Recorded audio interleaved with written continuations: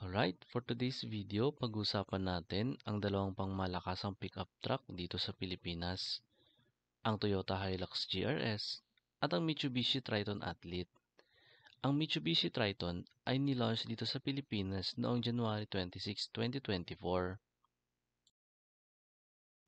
Umpisahan natin sa dimension. Ang length ni Hilux GRS ay 5,320 mm at si Triton naman ay 5,360 mm.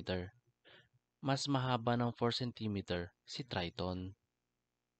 Sa width, si Hilux GRS ay may 2,020 mm at si Triton naman ay 1,930 mm. Mas malapad ng 9 cm si Hilux GRS. Sa height, si Hilux GRS ay may 1,880 mm at si Triton naman ay 1,815 mm. Mas mataas ng 6.5 cm si Hilux GRS. Sa ground clearance naman, mas mataas si Hilux GRS ng 2.5 cm. Engine. Ang Hilux GRS ay may 2.8-liter turbo engine na kayang mag-produce ng 224 horsepower at maximum torque na 550 Nm. Ang Triton Athlete naman ay may bagong engine model.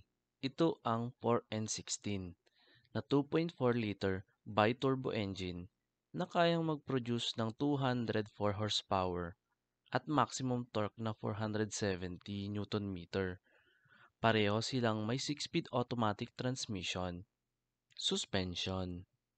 Si Hilux GRS ay may double wishbone with monotube shock absorber sa front. Lip spring rigid axle with monotube shock absorber naman sa rear.